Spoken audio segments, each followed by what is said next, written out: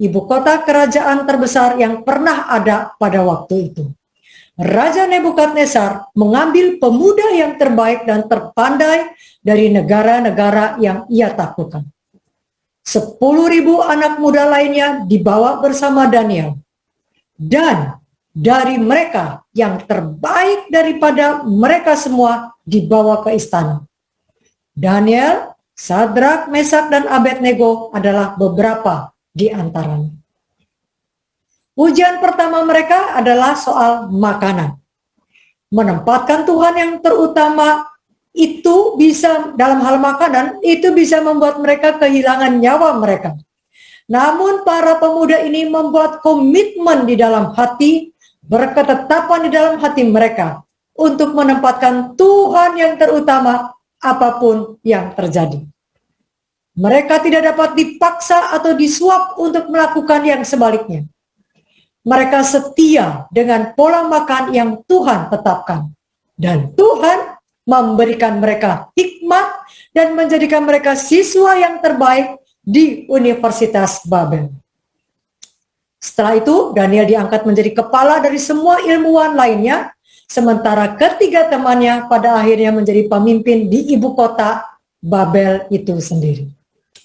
Hal ini hanya terjadi karena mereka menempatkan Tuhan yang terutama, tidak peduli konsekuensinya. Dan benar saudara sekalian, mereka dibakar hidup-hidup daripada berkompromi. Daniel 3 ayat 17-18 menyatakan kata-kata mereka.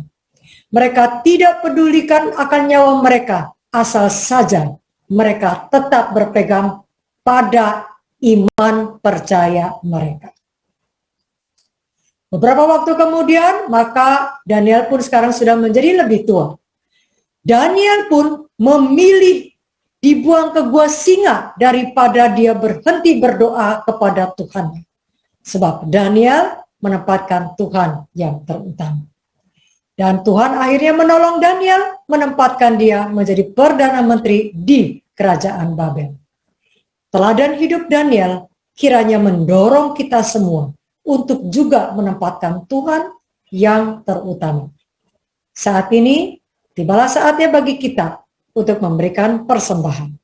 Mari kita belajar menempatkan Tuhan yang terutama juga dalam hal keuangan kita.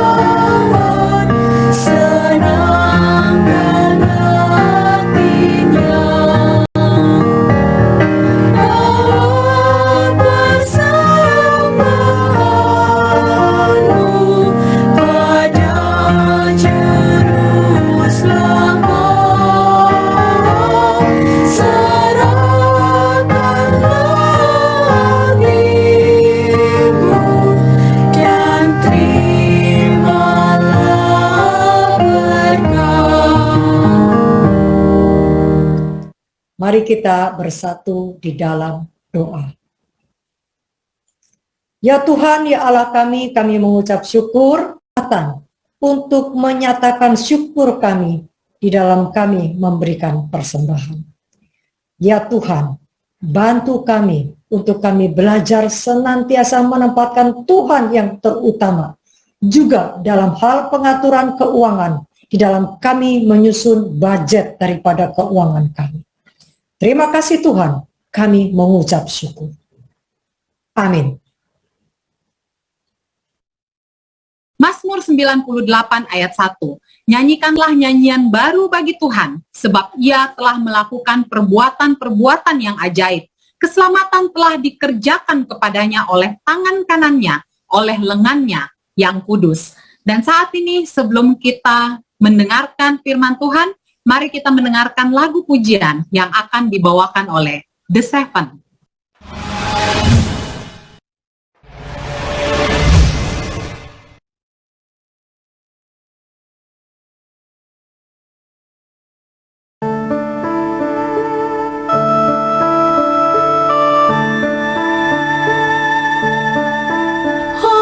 Ajaiblah Yesus Juru Selamatku, ajaiblah kepadaku.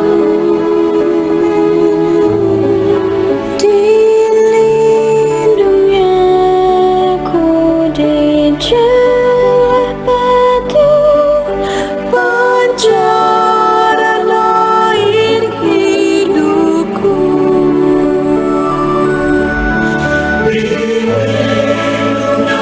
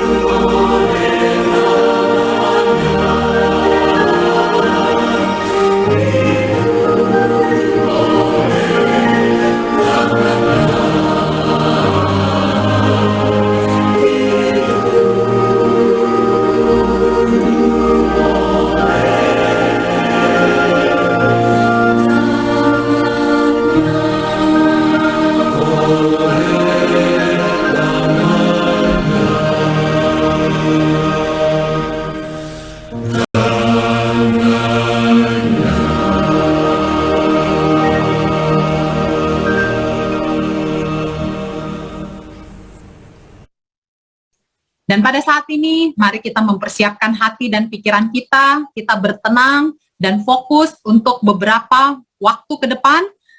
Saya ingin mengajak kita semua untuk, mungkin bagi kita yang ada di rumah, yang masih ada handphone, mungkin masih ada alat-alat elektronik yang akan menyita perhatian kita, untuk dalam beberapa menit ke depan, mari kita turn off, kita matikan, dan kita siapkan waktu ini untuk kita bersekutu bersama dengan Tuhan, karena kita akan mendengarkan firman Tuhan. Renungan firman Tuhan pada pagi hari ini akan dibawakan oleh Pendeta Susilo Mundriharto dengan judul Mujizat Terakhir yang dilakukan oleh Yesus.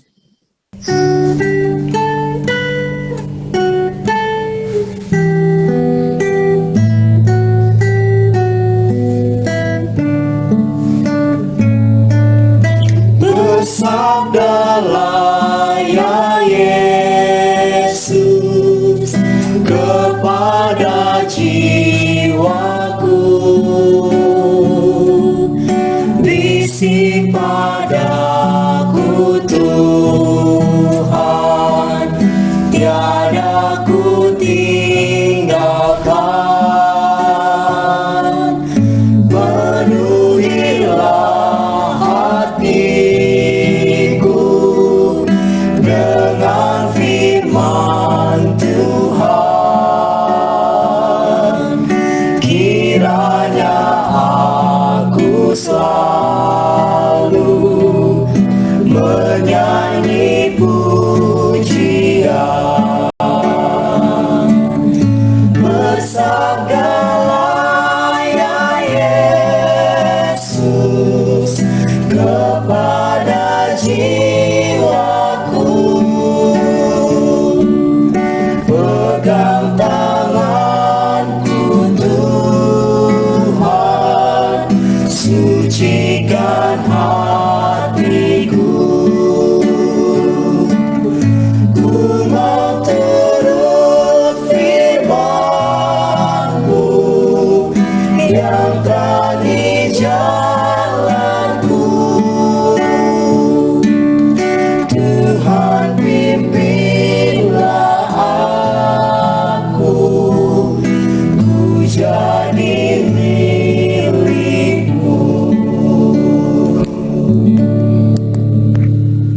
Salam saudara-saudara yang saya kasih dalam Tuhan Yesus. Puji Tuhan, pada saat ini kita dapat berkumpul untuk mencari firman Tuhan, mendengarkan sabda firman-Nya. Terlebih firman-Nya yang memberi penghiburan dan kekuatan, bahkan saat-saat pandemi seperti ini. Judul renungan khotbah yang saya bawakan yaitu Mujizat Terakhir Tuhan Yesus kepada yang terhina. Kisah ini mengapa disebut terakhir? Karena sebelum Tuhan Yesus disalibkan, inilah orang terakhir yang kepadanya Tuhan Yesus membuat satu mukjizat. Dan orang ini disebut terhina. Ini menggambarkan bagaimana keadaan kita yang membutuhkan Kristus. Sekalipun kita merasa diri tidak layak, sekalipun kita mungkin seorang yang sangat terhina di pandangan mata orang lain, tetapi bagi Kristus, kita orang yang dikasihinya. Dan kepadanya lah, kepada kita lah, yang mengasihi dan mencari Dia. Dia datang untuk memulihkan keadaan kita. Sebelum kita memulai dan mengupas pelajaran ini, mari saudara yang saya kasihi, kita satukan hati kita. Kita undang hadirat Roh Kudus melalui kita berdoa bersama. Bapa kami yang bersemayam dalam kerajaan surga, kami bersyukur Tuhan atas kesempatan kami dapat belajar firman, merenungkan sabda firman, dan mencoba menyelami tentang kasih melalui kisah kehidupan yang tertulis dalam firman Tuhan tentang Engkau yang mengasihi orang berdosa seperti kami. Tolonglah kami Tuhan, kuatkanlah kami, bahwa Engkau tidak membiarkan anak-anak-Mu dalam pandemi ini bahkan dalam keadaan kami yang tercela dan terhina sekalipun, jikalau kami mau datang kepadamu, Engkau juga akan menerima kami apa adanya. Terima kasih Engkau mengasihi kami. Kami serahkan doa kami dalam nama Tuhan Yesus, Juru Selamat kami. Amin. Saudaraku, mari kita buka kisah tentang Bartimeus, seorang yang dituliskan oleh 3 penulis Injil yang dikenal dengan Injil Sinoptik, memiliki kesamaan dalam kisah yang diceritakan mereka, baik oleh Matius, Markus, dan Lukas. Tetapi ada kontradiksi dalam tulisan Injil Sinoptik kisah tentang Bartimeus ini, yaitu dalam Markus 10 ayat 46 dikisahkan di sini. Kalau kita baca Markus pasalnya yang ke-10 ayat 46 berkata, lalu tibalah Yesus dan murid-muridnya di Yeriko. Dan ketika Yesus keluar dari Yeriko bersama-sama dengan murid-muridnya dan orang banyak yang berbondong-bondong, ada seorang pengemis yang buta bernama Bartimeus, anak Timeus, duduk di pinggir jalan. Kita perhatikan kontradiksi pertama sebelum kita mengupas siapa dan bagaimana Bartimeus dan kisahnya bertemu Tuhan Yesus. Dikatakan posisi Bartimeus ini ketika bertemu dengan Tuhan Yesus, yaitu setelah Yesus keluar dari kota Yeriko. Jadi di luar kota Yeriko, setelah masuk dan keluar barulah ketemu Bartimeus. Tetapi kontradiksi dengan apa yang ditulis oleh Lukas. Di dalam Lukas 18 ayat 35 dikatakan, waktu Yesus hampir tiba di Yeriko, ada seorang buta yang duduk di pinggir jalan dan mengemis. Markus menulis dalam Markus pasalnya yang ke-10 ayat 46, Bartimeus ada di luar kota Yeriko. Setelah Yesus keluar kota Yeriko, bertemulah dia dengan Bartimeus ini. Sementara Lukas 18 ayat 35 mengatakan posisi dari Bartimeus ketika Yesus mau masuk kota Yeriko, dia bertemu pengemis buta ini. Mana yang benar? Di luar setelah Yesus keluar, waktu Yesus mau masuk, posisi dari Bartimeus. Inilah yang sering dianggap Alkitab ini tidak diinspirasikan karena satu kisah sederhana lalu terjadi kontradiksi dalam cerita ini. Benarkah Alkitab tidak diinspirasikan? Selalu Alkitab menjawab bahwa segala tulisan 1 Timotius pasal 3:16 yang segala tulisan diilhamkan oleh Allah. Dari Kejadian sampai Wahyu, 66 buku, tidak ada yang tidak diinspirasikan oleh Allah. Semua diinspirasikan oleh Allah. Lalu kenapa terjadi kontradiksi dalam kisah ini? Sebenarnya apa yang ditulis oleh Markus dan ditulis oleh Lukas itu bukan kontradiksi, tetapi informasi yang saling melengkapi. Bagaimana bisa melengkapi? Satu menulis keluar, satu menulis akan masuk. Ternyata ada 2 kota Yeriko yang berbeda. Satu disebut Yeriko yang lama, Old Jericho. Dan yang satu disebut New Jericho. Old Jericho adalah Jericho yang dahulu, yang pernah dihancurkan pada waktu Joshua memimpin orang-orang Israel memasuki tanah Kanaan. Kota ini yang temboknya dipagari dengan pagar yang kuat, dirobohkan oleh tangan kuasa Allah. Dan sampai zaman Tuhan Yesus itu, kota ini tidak dibangun kembali. Kota Jericho baru dibangun yaitu setelah yaitu kota Old Jericho, kurang lebih 1,5 mil jauhnya dari kota Jericho lama. Jadi kalau Lukas mengatakan ketika hampir tiba di Jericho, Dia bertemu dengan pengemis ini. Sementara Markus mengatakan ketika keluar dari Jeriko, dia bertemu dengan pengemis ini.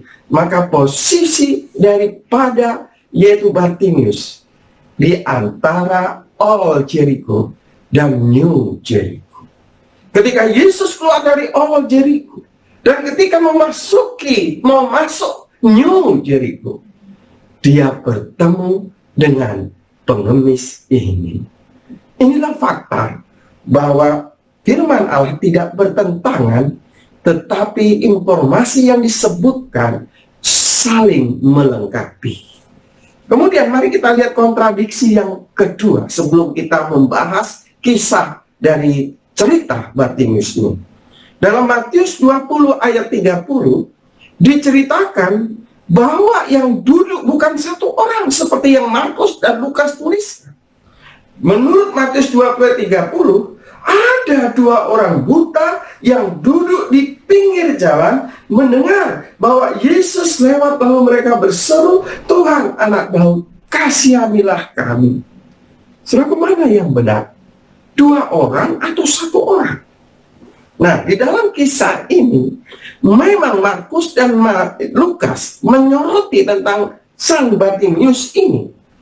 Sementara dalam kitab Matius menyoroti bahwa orang yang disembuhkan oleh Tuhan Yesus sebenarnya bukan hanya Bartimius, ada dua orang.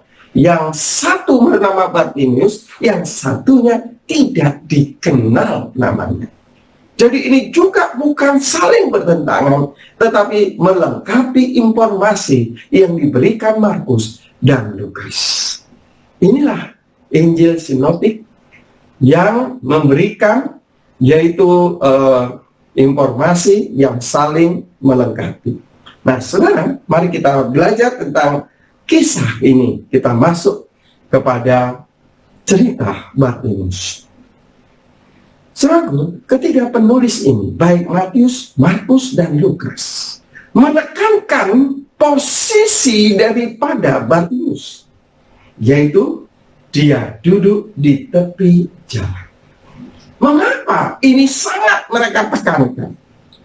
Katakan saja dia bertemu di antara itu seorang bernama Bartimius. Kenapa kata di tepi jalan menjadi penekanan ketiga penulis?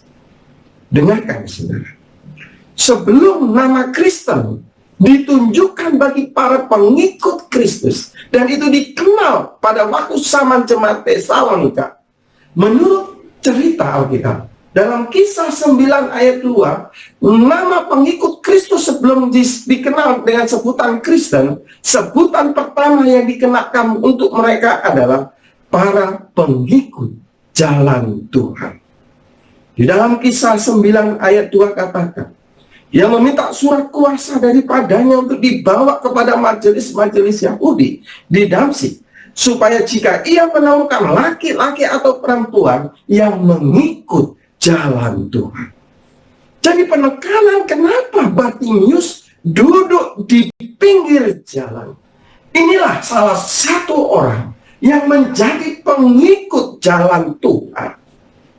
Dan ini penekanan ketiga penulis itu. Inilah Bartimius.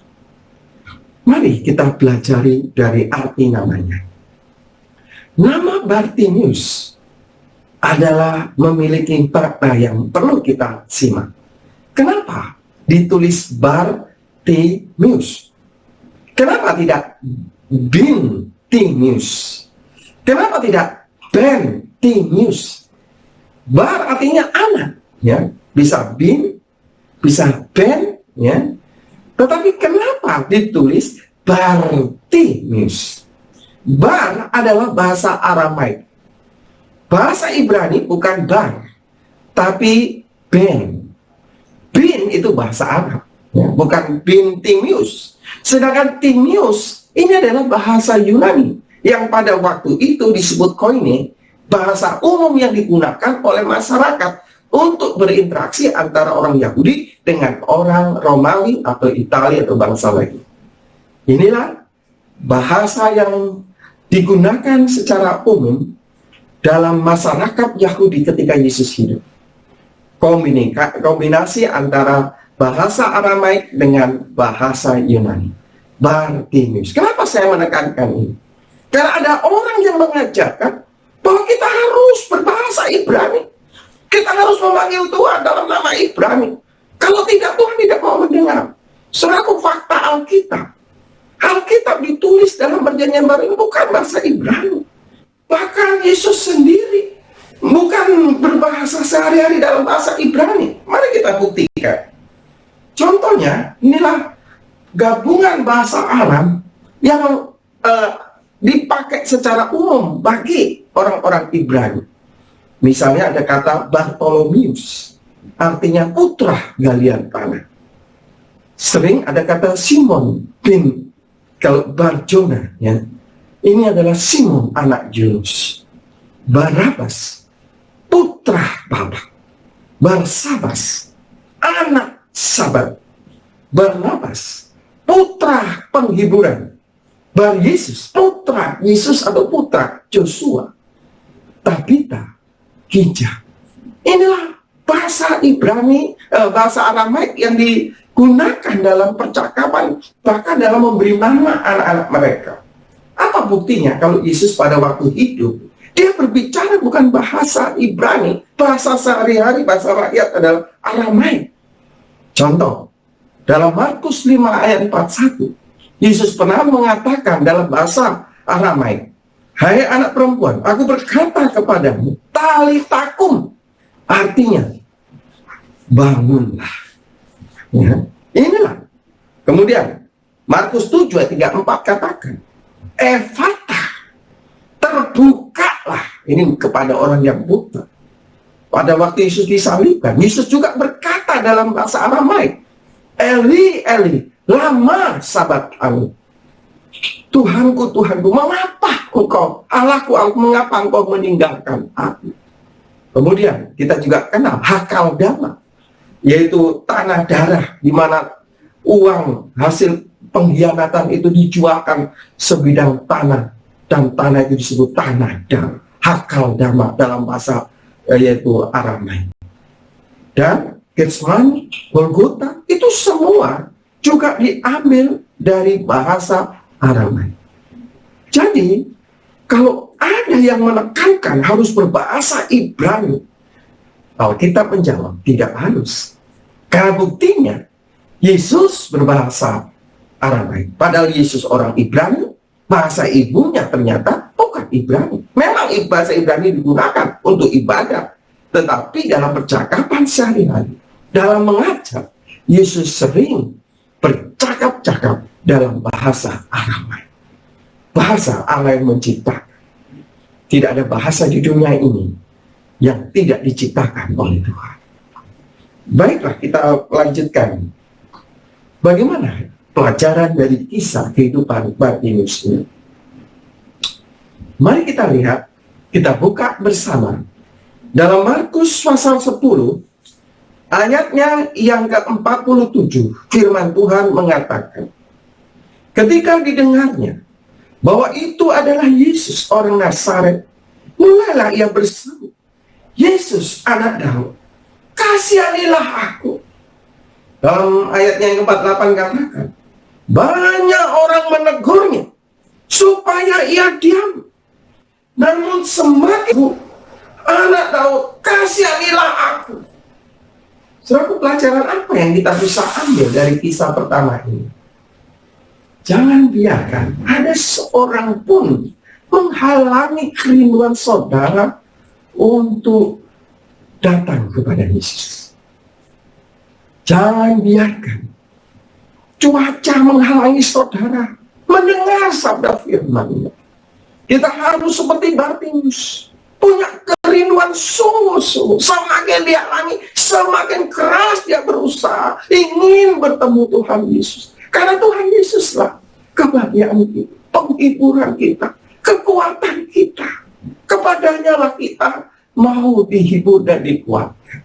Saudara tak dengarkan, kenapa orang-orang yang banyak ini tidak simpati dengan Bartimius? Bahkan menghalangi, tidak hanya menghalangi, menegur Bartimius untuk diam.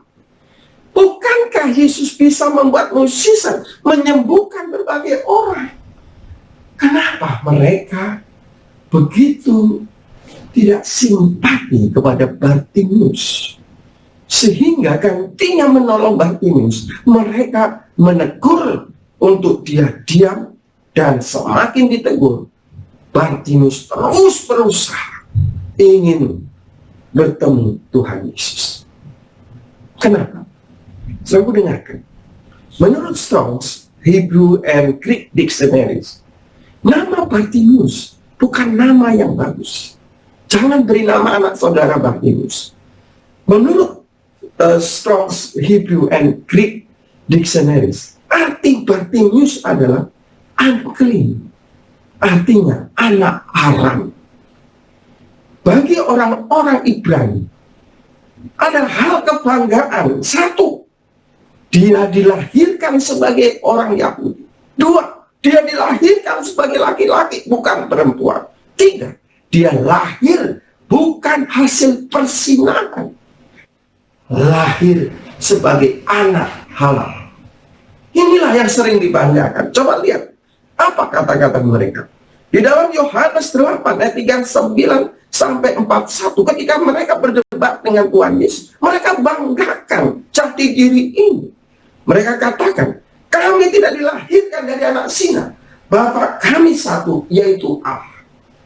Jadi bagaimana, kenapa anak-anak yang lahir dari hubungan persinahan dianggap sesuatu yang tidak layak di pandangan Yahudi? Menurut Ulangan 2:32, katanya anak haram tidak boleh masuk jemaat Tuhan, bahkan sampai keturunan yang ke-10. Bayangkan Bartimeus, di dalam Alkitab dituliskan, ada seorang bernama Bartimeus, anak Timeus. Dia seorang anak haram.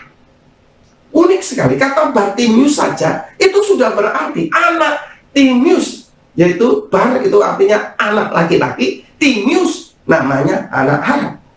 Tapi diulangi lagi dalam kitab Markus pasalnya yang ke-10 tadi, bahwa namanya adalah Bartimeus anak Timeus. Apa tidak salah? Cukup aja Bartimeus artinya anak Timeus. Tetapi kenapa ditekankan Bartimeus anak Timeus? Artinya adalah dia anak haram. Bapaknya juga Timeus, anak haram juga.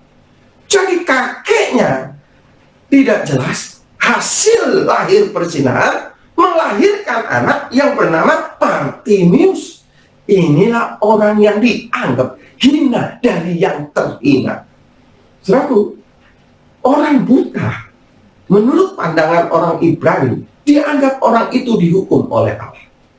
Sudah terhina lalu dihukum oleh Allah.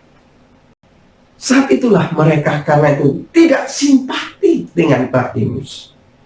Tetapi semakin dia ditolak, semakin dia dihalangi, semakin dia berseru karena dia tahu Yesus tidak mengatakan bahwa dia tidak layak untuk datang kepadanya. Saudara dengarkan, banyak yang mukjizat Tuhan Yesus buat yang dicatat di dalam Alkitab. Tapi renungkan, kenapa tidak semua nama mereka yang disembuhkan disebutkan? Saya mau bertanya, siapa yang bisa jawab? Siapakah seorang yang digotong oleh 4 temannya, yang diturunkan dari atap rumah? Ada yang kenal namanya? Siapa nama orang itu? Siapa yang disuruh berdiri dan mengangkat tilamnya? Tidak disebutkan. Tapi kenapa nama Bartimeus disebutkan? Bahkan nama bapaknya, namanya disebut anak Timeus. Siapa yang kenal 10 orang kusta yang disembuhkan Tuhan Yesus? Atau orang Samaria yang balik mengucap terima kasih kepadanya? Apa ada yang mengenalnya? Tidak ada. Siapa yang kenal orang yang sakit selama 48 tahun di tepi kolam Bethesda, yang menanti, yaitu riakan air. Ya, kolam Siloam dikenal juga. Kenapa? Siapa yang kenal wanita yang sakit pendarahan 12 tahun, yang menjamak jumbai Tuhan Yesus? Pertanyaannya, kenapa tidak disebutkan nama mereka, kecuali ada tertentu seperti Bartimius? Kenapa tidak semua cerita menyebutkan nama-nama yang disembuhkan? Kenapa hanya Bartimius si buta itu, detik-detik sebelum Tuhan Yesus disalibkan, mukjizat terakhir Tuhan buat kepadanya, seorang yang hina dari yang terhina? Dengarkan saudara, kenapa? Menurut para bapak-bapak gereja, mereka yang dikenal dan disebut namanya dan diceritakan oleh 3 penulis Injil ini, mereka bukan sembarang. Mereka adalah anggota gereja mula-mula yang dikenal sebagai pengikut jalan Tuhan. Karena itu kisah mereka diceritakan oleh Markus. Lukas juga mendengar kisah itu. Dan Matius juga menuliskannya. Karena mereka satu bagian dari anggota gereja mula-mula. Kenapa yang lain tidak disebutkan? Boleh jadi mereka disembuhkan, tetapi mereka tidak menjadi pengikut Yesus. Mereka hanya mencari kebutuhan fisiknya. Setelah dia dipulihkan dari sakitnya, dia kembali kepada kehidupan lamanya. Saudaraku, ada banyak orang yang mencari Yesus, bukan mencari untuk mendapatkan kerajaan surga, tetapi dia mencari karena ada keuntungan yang dia mau cari. Saya butuh fisik, saya butuh ekonomi, saya butuh kesembuhan. Dan setelah mendapatkan itu, saya tidak peduli terhadap upah hidup kekal. Inilah menyebabkan nama-nama yang disembuhkan itu tidak dituliskan oleh penulis Injil. Karena mereka tidak tergabung dalam jemaat mula-mula dan tidak tahu kemana mereka pergi. Saudara, dengarkan. Yang menarik dalam pelajaran ini, Yesus tahu orang-orang yang disembuhkan di tepi kolam Bethesda itu, atau 10 orang kusta itu, atau mungkin orang buta yang tidak disebutkan namanya, disembuhkan dari sakitnya.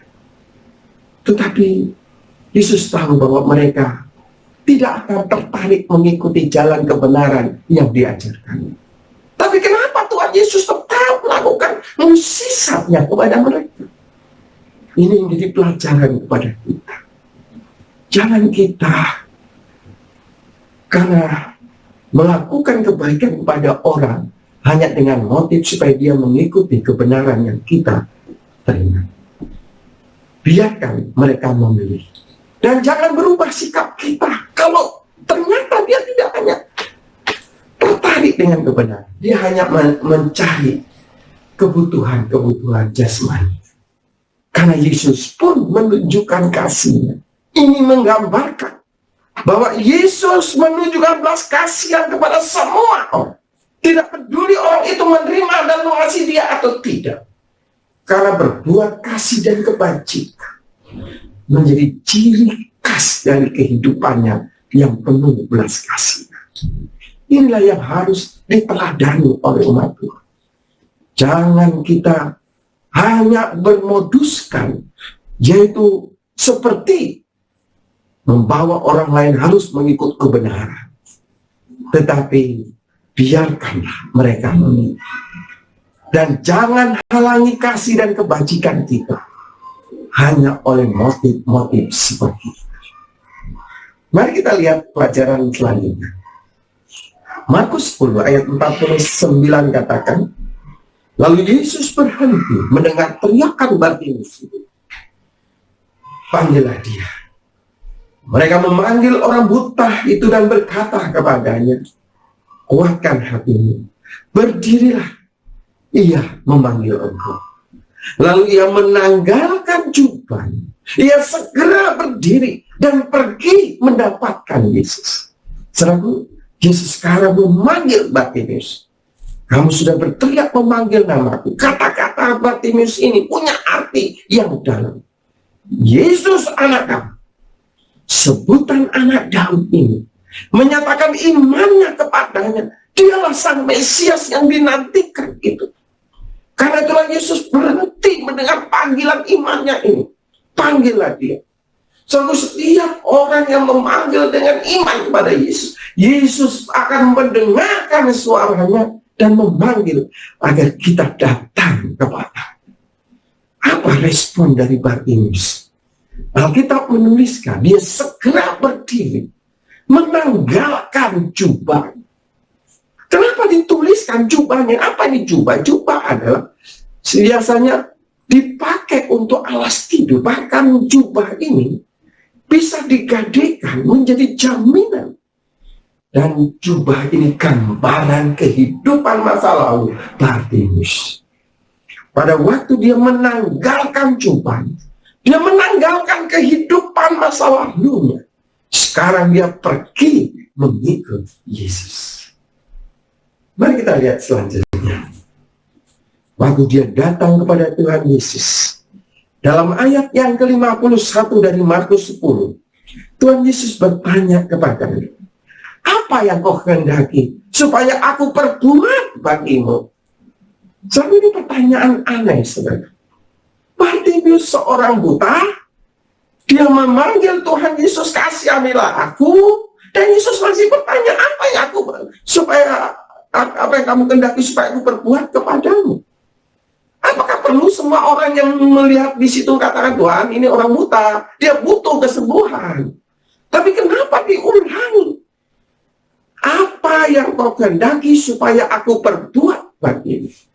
Ternyata pertanyaan ini ditujukan bukan hanya pada Bartimius. Ini kepada semua orang yang mau mengikut jalan Tuhan. Kenapa? Karena ada banyak orang mencari Tuhan Yesus hanya untuk kepentingan-kepentingan yang sesaat saja.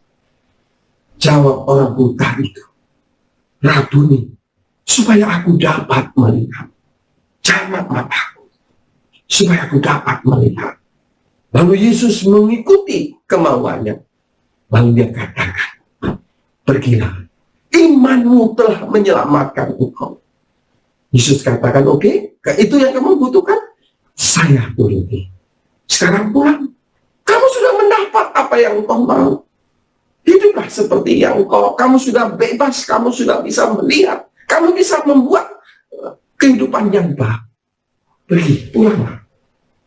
Inilah yang menjadi pertanyaan di dalam Kristus kepada, bukan hanya kepada Bartimius, kepada semua orang.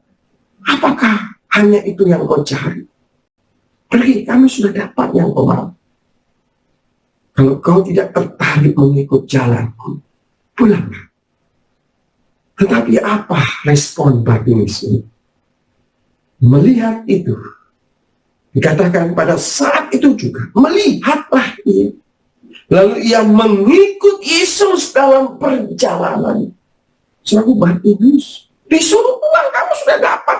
Lihat itu, 10 orang dusta tidak mengikuti kebenaran. Orang yang sakit selama 48 tahun yang kusembuhkan juga tidak tahu kemana mereka. Pergi, bergabunglah dengan mereka. Kamu sudah dapat yang kau inginkan, pulanglah. Tapi berbeda Bartimius.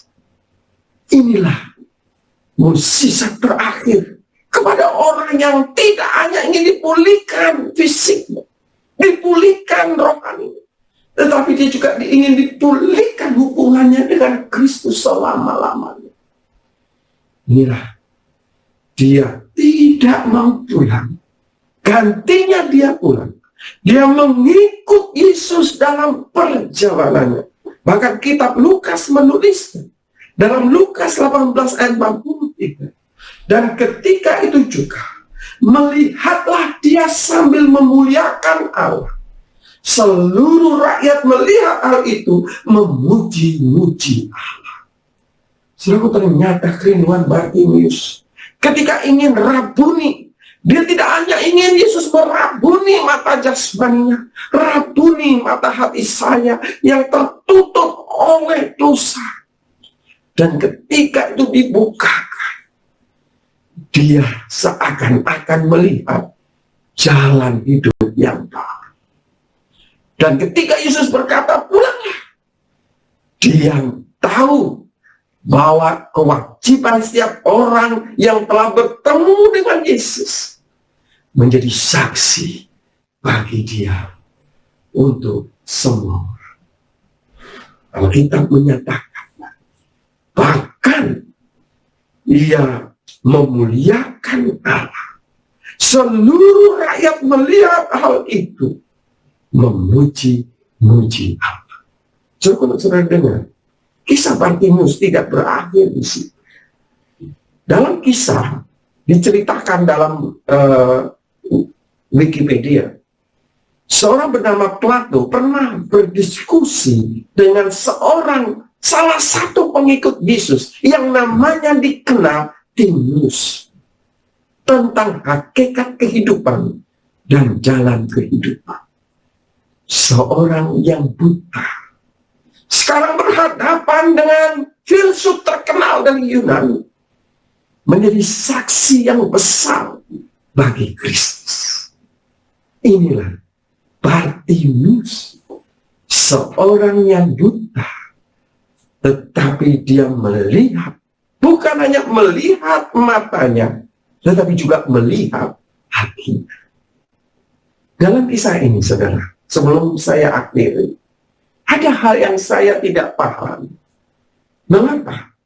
Ada seorang tua tega memberi nama anaknya Bartimeus, anak haram. Bukankah aib disembunyikan saja? Jangan disebut-sebutkan, supaya anaknya tidak menjadi olok-olokan dan ditolak oleh banyak orang. Dan kenapa kisah ini dituliskan dengan jelas? Bahkan setelah menjadi Kristen, Bartimeus tidak pernah merubah namanya. Terus dia pakai nama Timaeus di dalam dirinya. Saudara, dalam kisah ini, Timaeus ingin dikenal. Dulu dia tidak ada apa-apa.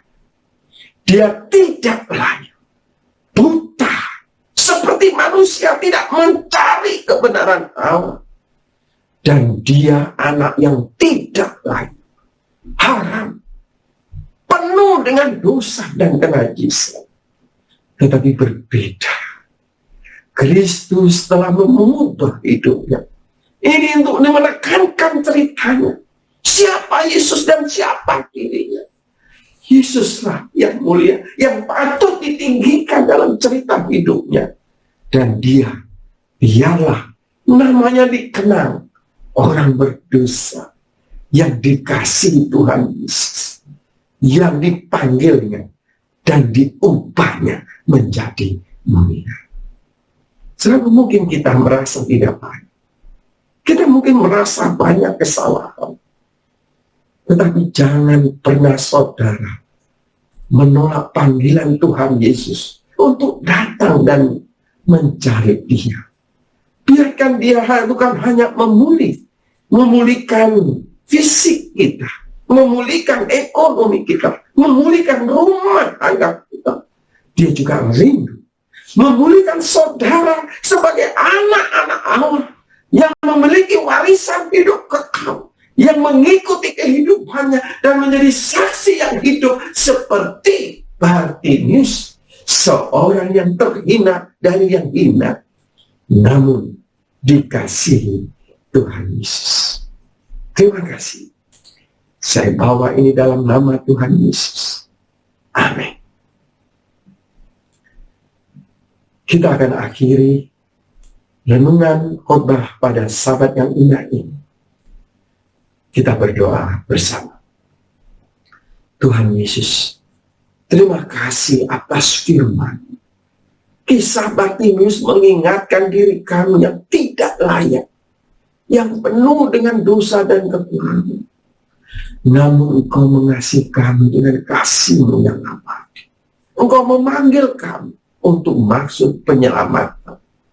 Ajarlah kami seperti Bartimeus, tidak hanya mencari Engkau untuk kebutuhan-kebutuhan fisik, tetapi untuk mewarisi hidup kekal dan mengikut Engkau selamanya.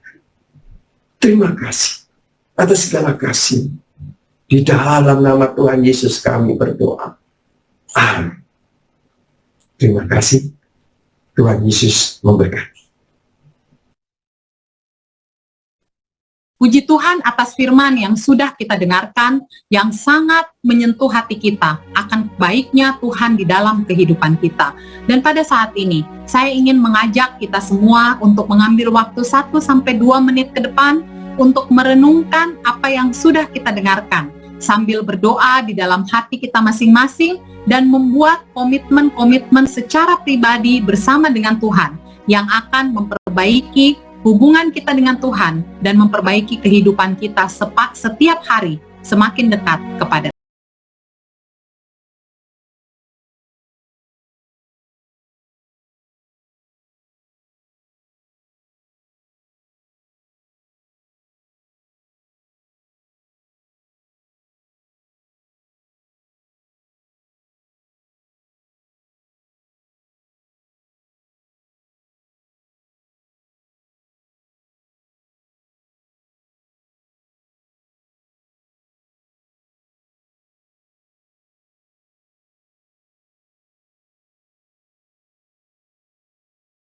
kita telah menyelesaikan rangkaian program kebaktian online bersama kita pada pagi hari ini. Dan untuk menutup acara kita, saya kembali